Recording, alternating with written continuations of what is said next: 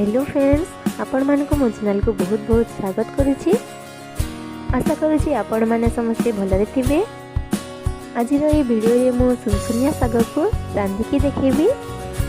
तो आशा करुच्ची जे वीडियोटी आपण मानक भल लागिबो। तो वीडियो को स्किप न करी शेष पर्यंत देखिबे। वीडियो भल लागिले लाइक शेयर कमेंट करबा को भूलिबेनी। चैनल रे जदि नुआ चंदी चैनल को सब्सक्राइब करी पाखरि थिबा बेल आइकन को प्रेस करबा को भूलिबेनी।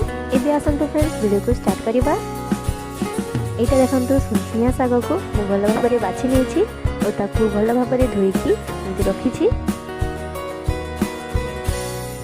एटा कढ़ाई को टिके गरम करी एथि अल्प बादाम दे याकू टिके भाजी दउछि। यार कलर चेंज होबा पर्यंत याकू भाजी देबा। बादाम देबा द्वारा यार टेस्ट टिके अलगा आसीबो। तो फ्रेंड्स देखंतु एबे यार कलर चेंज होगलानी। बे याकू मु काढी नउछि। एटा तीनोटी प्याज को मु छोट साइज रे काटी नेछि। एटा बादाम रो पेस्ट बनेछि। एटा बड़ी नेछि 8 ରୁ 10 टी। सुनसुनिया साग रे बड़ी और प्याज भल भाबरे लागिथिले या खाइबा पई बहुत भल लागिथाय। एबे कढ़ाई को गरम करी फिर अल्प टिके तेल देबा। तेल गरम हे गरे एथिरे बड़ी को प्रथमे टिके भाजी देबा। साग रे बड़ी देला बेले बड़ी को टिके भाजी की देबे। देखिए साग बहुत भल लागिबो। एबे देखंतु बड़ी भल भाबरे भाजी हे गलानी। एबे याको काटी नबा। एबे सही कढ़ाई रे 2 चम्मच तेल दे 1 चम्मच सोरिष दोछि। सोरिष भल भाबरे फुटी गला परे एथिरे 2टी कंचा लंका दोछि। एटा किछि रसुण को छेंची की दोछि। एबे काटी रखिथिबा प्याज सब को एथिरे दे दबा। सागरे प्याज देला बेले प्याज को बेसी भाजीबेनी। यार कलर चेंज करिबेनी। याको हल्का टिके भाजी की रांधिबे। कारण प्याज रे सागर टेस्ट बहुत भल आसी थाए। खाइबा पई भल लागि थाए। ए देखंतु प्याज को एमते 2 मिनिट भाजी नेछि।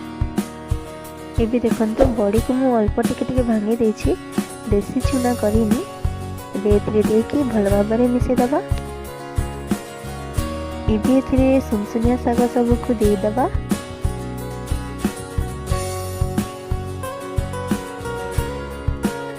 एबे साग को बड़ी और प्याज सहित भल भाबरे मिसे दबा।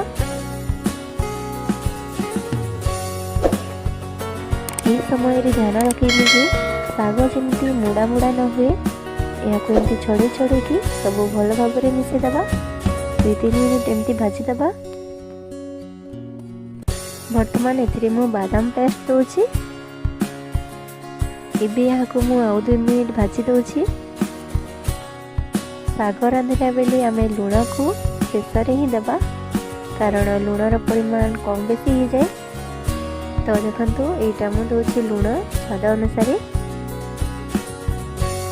एबे लूण को सब आड़े भल भाबरे मिसि दबा। सब बेले मन रखिबे जे साग जेमिति मुड़ा न हो। सेति पई देखंतु मु याको केमति छड़े छड़े की भाजुछि। वर्तमान याको 2 मिनिट पई ढांकी दबा। जा फल साग भल भाबरे सिझी पारिबो। एबे देखंतु 2 मिनिट हे जाइछि। देखंतु साग भल भाबरे सिझी जाइछि। देखंतु फ्रेंड्स आम रांधिथिबा सुनसुनिया साग देखिबा पई बहुत सुंदर देखा जाउछि।